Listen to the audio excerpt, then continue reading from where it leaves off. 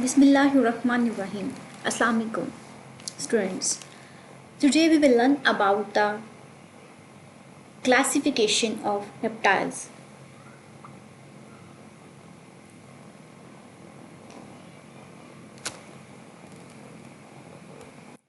The class Reptilia is belong to kingdom Animalia, phylum Chordata, and subphylum Vertebrata. And here is some orders of testo of reptiles. First order of class Reptilia is order Testodines, in which we will learn about the turtles and tortoises. And second order is order Rhynchocephalia, third order is order Squamata, and fourth order is order Crocodilia. In kingdom Animalia, phylum Chordata, and subphylum Vertebrata, and class Reptilia, the orders of class Reptilia are order Testodines, order Rhynchocephalia, order Squamata, order Crocodilia.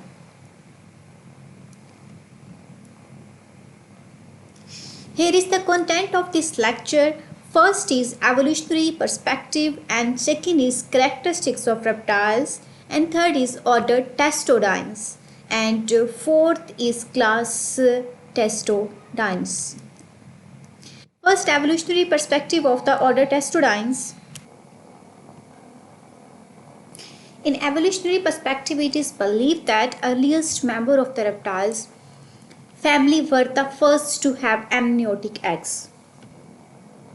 Actually, extra embryonic amniotic eggs is amniotic eggs have an extra embryonic membrane that protect the embryo from desiccation, cushion, and embryo promote gas transfer and store with waste material.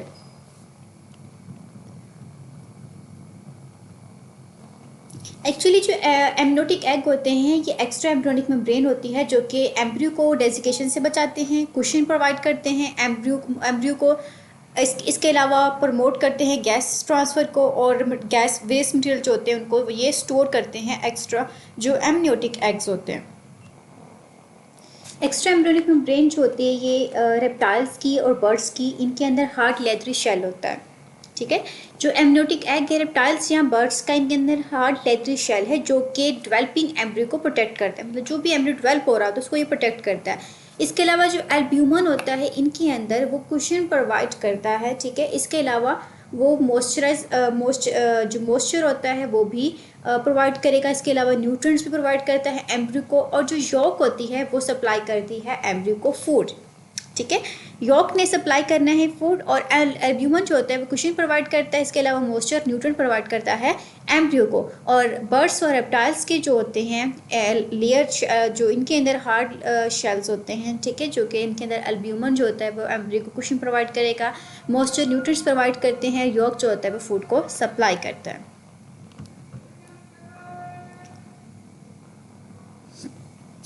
Here are some characteristics of reptiles.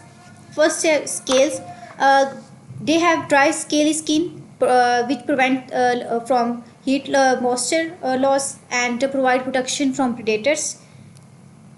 And amniotic eggs, reptiles lay amniotic eggs on land. Amniotic eggs enclose the embryo in amniotic fluids, provide a source of food in the yolk, and surround both the embryo and with protective leathery shell. These structures prevent injury and dehydration of the embryo as it develop on land. अब ये structure जो है मतलब इनके अंदर जो होता है एम्ब्रियोटिक एग्स बनता है जो कि उसको फूड प्रोवाइड किया जाता है एम्ब्रियो को। ठीक है, यॉक जो होता है वो उसको फूड न्यूट्रिशन देता है। इसके अलावा ये जो स्ट्रक्चर्स हैं ये इंजरी से बचाते हैं, डिहाइड्रेशन से बचाते हैं एम्ब्रियो को। डिहाइड्रेशन मतलब पानी का लॉस ना हो जाए, इंजरी कोई ना हो जाए, इसलिए ये जो होते हैं इनको स्ट्रक्चर जो होता है इनको प्रोटेक्शन प्रोवाइड करता है। यहाँ पर आपको ये एक्स्ट्रा एम्ब्रियोनिक मेम्ब्रेन जो है वो दिखाई गई है। ठीक है, एक्स्ट्रा एम्ब्रियोनिक मेम्ब्रेन में आप देख सकते हैं फर्स्ट होता है ये आपको यहाँ पर शेल दिखाया गया है, जो आउटर मोस्ट है वो आपको यहाँ पे नज़र आ रहा है, वो क्या है, शेल है। सेकेंड जो होता है यहाँ पर आपको मैं बताती चलूँ, एमनियन, एलनाइटस, कोरियन, यॉक्स सैक एंड एल्ब्यूमन। ठीक है, फर्स्ट जो होता है जो एमनियोटिक एग है वो प्रोवाइड करता है, फर्स्टली जो है हम एमनियोटिक एग की बात करते हैं। एमनियोटिक जो एग है ये प्रोवाइड कर एक्चुअली ये सीरीज ऑफ एम्ब्रियोनिक मेम्ब्रेन है जो कि प्रोटेक्ट करती एम्ब्रियो को डेजिकेशन से, ठीक है। एम्ब्रियो को प्रोटेक्ट करेगी डेजिकेशन से एमनियोटिक एग जो। इसके अलावा रेप्टाइल्स के अंदर या बर्ड्स के अंदर एक वन ग्रुप ऑफ मैमल्स के अंदर जो एग होता है वो इनक्लोज होता है शेल के अंदर, एग होगा इनक्लोज शेल के अंदर होता है, ठीक है। और ये एम्ब्रियो जो होता है वो डेवलप होता है अगर सरफेस जो at the surface of mass, ठीक है। जो एम्ब्रियो होगा वो डेवलप होगा at the surface of the mass of the yolk, जो यॉक होगा उसके सरफेस के ऊपर ये डेवलप होता है। एम्ब्रियोनिक जो होता है वो डेवलप होता है, एम्ब्रियो जो होता है वो डेवलप होता है मैस ऑफ द यॉक, जो इसकी जो मैस है इसके सरफेस के ऊपर डेवलप होता है। देन है एमनियन जो होता है, एमनियन आपको यहाँ पे नज़र आया, एमनियन जो होता है इनक्लोज करता है एम्ब्रियो को, ठीक है, इन फ्लूइड फील्ड सैक के अंदर। एमनियन जो होगा वो उसको क्या करेगा, एम्ब्रियो को इनक्लोज करता है फ्लूइड फील्ड सैक के अंदर, और इसके अलावा इसको प्रोटेक्ट करता है शॉक से, ठीक है, और डेजिकेशन से। एमनियन ने क्या करना है, इसको क्या करना है, डेजिकेशन से और शॉक से बचा देना है। और देन है कोरियन, कोरियन जो है ये शेल के बिल्कुल ही करीब तरीन होता है, जैसे आपको यहाँ पे नजर आ रहा है शेल के बिल्कुल करीब तरीन है। और एमनियन आप यहाँ पे देख सकते हैं ये वाला पार्ट जो है ये एमनियन है, और ये जो है शेल के बिल्कुल करीब तरीन जो है वो कोरियन है। कोरियन क्या होता है, ये हाईली होता है, हाईली वस्कुलर, ठीक है, और वस्कुलर होगा। इसके अलावा ये गैस एक्सचेंज में हेल्प देगा, ये वस्कुलर है और गैस एक्सचेंज में हेल्प दे रहा होता है। कौन, कोरियन, जो कि शेल के बिल्कुल ही करीब तरीन है। देन है एलानोइटस, ठीक है, फर्स्ट मैंने शेल बताया है, then yolk and amniotic eggs, then amnion, chorion and next जो है वो एलानोइटस है। एलानोइटस जो है ये वेंट्रल आउटग्रोथ होती है गट की, जैसे कि आप यहाँ पे देख सकते हैं ये वेंट्रल आउटग्रोथ है गट की, ठीक है। और ये स्टोर करती है नाइट्रोजनस वेस्ट को, जो भी नाइट्रोजनस वेस्ट होगा उसको इसने स्टोर करना होता है एलानोइटस ने। एमनियन ने डेजिकेशन से प्रोवाइड करना है, शॉक से प्रोटेक्शन करनी है। कोरियन जो होता है, ठीक है, ये शेल के बिल्कुल करीब तरीन होता है जो कि गैस एक्सचेंज में हेल्प देता है। एलानोइटस है, एलानोइटस जो होता है ये वेंट्रल ग्रोथ होती है गट की। इसके अलावा ये वेस्ट मटेरियल जो होते हैं उनको ये स्टोर कर रहा होता है।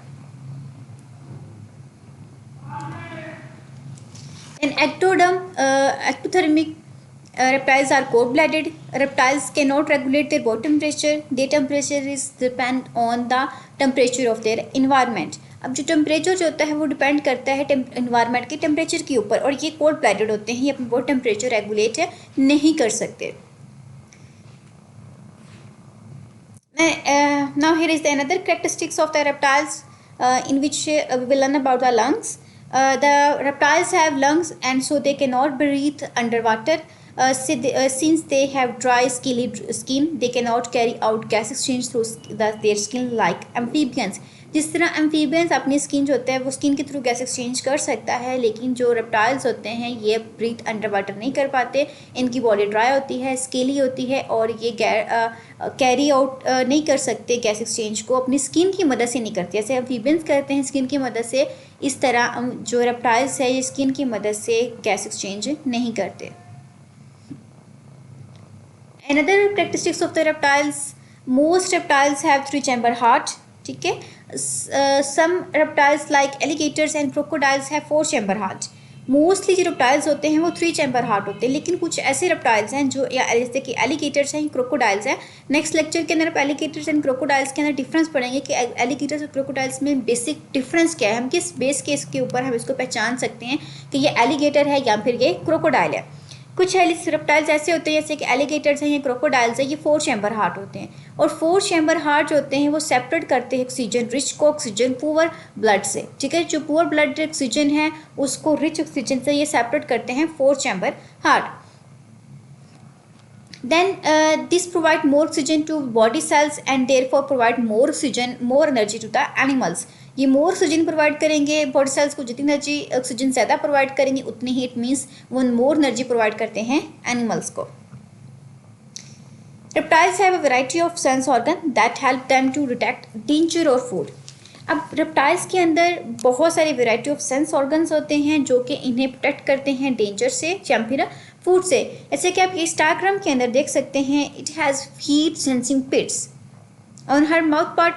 Heat sensitive pits, some reptiles have heat sensitive organs Some reptiles can pick up chemicals molecules with their tongue and use their Jacobins organs to determine what they are sensing.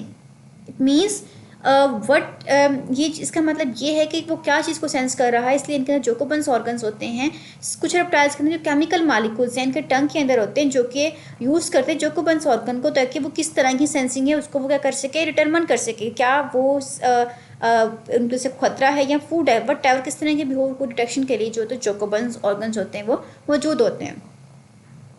Then here is the order testudines. Or the testudines have almost 300 species. They have bony shells. They have limbs articulating internally to the ribs and keratinized beak rather than teeth. That allows the shell to open and close. Turtles have 8 cervical vertebrae. Here is the some survey of the reptiles, in which we learn about the amniotic skull of the skull characteristics. Amniotic skull characteristics. इस diagram के अंदर आप देख सकते हैं कि animal एकोटेक्शन animals है। Here is some anapsid, diapsid and synapsid. ठीक है, यहाँ पे एनाप्सिड भी पढ़ेंगे, डायप्सिड भी पढ़ेंगे, सिनैप्सिड पढ़ेंगे, आर्कोसोरिया, लिपिडोसोरिया, ठीक है, क्रोकोडिलिया, ये सभी इसके हैं। डायनासोर्स हैं जो केवीज हैं, ये आप इसके मैमल्स हैं, ये आप इसमें पढ़ेंगे। आगे मैं आपको बताती हूँ कैसे ये डेवलप हुए थे। एमनियोटिक स्कल कैरेक्टरिस्टिक्स के अंदर फर्स्ट जो है वो एनाप्सिड है। जिसे हम एग्जांपल अगर देखें तो वो टर्टल है। एनाप्सिड स्कल के अंदर लैक ओपनिंग होती है, इनके अंदर ओपनिंग नहीं है। एनाप्सिड स्कल लैक ओपनिंग फेनिस्ट्री, मतलब इनके अंदर फेनिस्ट्री मतलब इनके अंदर कोई ओपनिंग नहीं होती, ठीक है। इस किस्म के जो स्कल होते हैं इनके अंदर कैरेक्टरिस्टिक्स होती है। अगर देखें तो एग्जांपल देखें तो वो टर्टल की है, जैसे कि आप इसमें देखें कोई ओपनिंग, बैक ओपनिंग और आई ऑर्बिट के पीछे कोई ओपनिंग नहीं है। अगर आप देखें सिनैप्सिड की अगर हम बात करते हैं तो सिनैप्सिड के अंदर ऑर्बिट, आई ऑर्बिट की बैक पे चेक करें, टेम्पोरल फेनिस्ट्री जो है वो मौजूद है। मतलब सिनैप्सिड स्कल के अंदर सिंगल टेम्पोरल ओपनिंग होती है, ठीक है, जो कि कैरेक्टरिस्टिक्स होती है lineage of amniotic leading to mammals, ठीक है। इनके अंदर सिंगल टेम्पोरल फेनिस्ट्री मौजूद होती है। एग्जांपल अगर देखें तो हम सिनैप्सिड रेप्टाइल्स हैं। अगर हम बात करते हैं थर्ड की, तो थर्ड है हमारे पास टेम्पोरल डायप्सिड, ठीक है। First anapsid, synapsid and diapsid. And diapsid में होते हैं इसमें इस काइंड ऑफ इस किस्म में अगर देखें तो इनमें 2 टेम्पोरल ओपनिंग होती है, आई ऑर्बिट के पीछे 2 टेम्पोरल ओपनिंग होती है। कि अगर एग्जांपल देखें तो इसमें लिजर्ड आते हैं, स्नेक्स आते हैं, बर्ड्स आते हैं, ट्वाट्रा इसकी एग्जांपल है डायप्सिड बर्ड्स इसके कैरेक्टरिस्टिक्स की। अगर हम बात करें ऑर्डर टेस्टोडाइंस की, तो ऑर्डर टेस्टोडाइंस की 300 स्पीशीज़ हैं ऑलमोस्ट। इनकी बोनी शेल होता है, limbs articulating internally to the ribs, keratinized beak rather than teeth. इनके कैरेटनाइज्ड बीक होती है टीथ के बजाय। इनके अंदर टर्टल्स होते हैं, इनके अंदर सेरिविकल 8 सेरिविकल वर्टिब्राe होते हैं। Then they have long lifespan. All turtles are oviparous. Oviparous वो होते हैं जो एग को ले करते हैं आउटसाइड द बॉडी। जो ओविपेरस होते हैं वो एग को ले करेंगे आउटसाइड द बॉडी, और जो विविपेरस होते हैं, विविपेरस कहते हैं यंग वन को बर्थ देना, ठीक है। ओविपेरस एग ले करते हैं outside the body, viviparous young one baby को मतलब बर्थ देते हैं। और जो ओवो विविपेरस होते हैं मतलब वो क्या करते हैं, एग जो होते हैं वो इनसाइड द बॉडी ले करते हैं। 8 फीमेल जो होती है वो हाइंड लिम्स को यूज़ करेगी एग्ज अ वेट नेस्ट के लिए, ठीक है। जो डेवलपमेंट होती है, development takes from 4 weeks to 1 year. जो डेवलपमेंट होगी वो 4 वीक्स लेकर 1 साल तक भी जा सकती है। Here is some structure of the skeleton of the turtles, lower jaws and skull, cervical vertebrae, 8 cervical vertebrae, ulna and tibia, fibula, metatarsals, tarsals, and phalanges and humerus. Here is some different parts of the skeleton of the turtle. And the class Tetradiles also evolved on the land then returned to the water, ठीक है। जो turtles होते हैं वो evolve होते हैं land के ऊपर, फिर दोबारा रिटर्न हो जाते हैं दोबारा अगेन वाटर की तरफ। एविडेंसेस जो होती हैं वो सपोर्ट करती हैं कि ये एग ले करते हैं लैंड के ऊपर। एविडेंसेस ने ये शो किया है कि एग ले करेंगे लैंड के ऊपर। इनका जो शेल होता है इनके अंदर 2 पीसेस होते हैं। लोअर पार्ट को हम बोलते हैं प्लास्ट्रॉन एंड अपर पार्ट को हम बोलते हैं कैरापेसिस, ठीक है। जो लोअर पार्ट होता है उसे बोलते हैं प्लास्ट्रॉन, अपर पार्ट को हम बोलते हैं कैरापेस। इसके अलावा इनकी टर्टल्स की, सी टर्टल्स की जो स्पीशीज़ हैं वो हैं 6 स्पीशीज़ हैं इनकी। तमाम सी टर्टल्स होते हैं इनके, वो उनके अंदर लो स्ट्रीमलाइन शेल होता है। 4 लिम्स जो होते हैं वो मॉडिफाई होते हैं फ्लिपर्स के लिए। इसके अलावा कुछ ऐसे टर्टल्स होते हैं जो मोस्ट टाइम में अपना होता है सी के अंदर रहते हैं, लेकिन दोबारा फिर वो लैंड के अंदर मूव करते हैं ताकि वो एग ले कर सकें, ठीक है। अपना मोस्टली टाइम वो सी के अंदर ही स्पेंड करते हैं, लेकिन जब उन्होंने एग ले करना होता है तो वो लैंड की तरफ मूव आउट कर जाते हैं।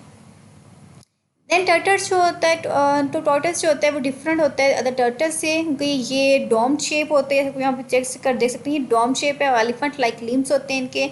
और डेजर्ट टर्टल्स जो है इनके अंदर वेल डेवलप्ड क्लॉज होते हैं। और ये डिग बरोज कहते हैं, जो ज़मीन को खोद कर अंदर से खुदाई की जाती है उसके अंदर जब रहना हो तो ये बरोज को डिग कर सकते हैं, ठीक है।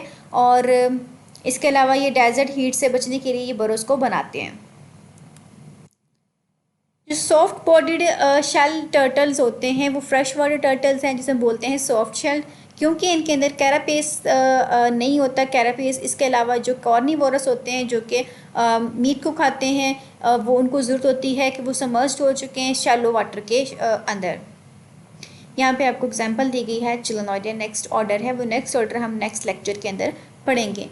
Here is some summary of this lecture. Reptiles are tetrapods, animals in the class Reptilia. It includes turtles, crocodilia, snake, lizard, and other animals. And here is some references of this lecture. And now, thank you and Allah Hafiz.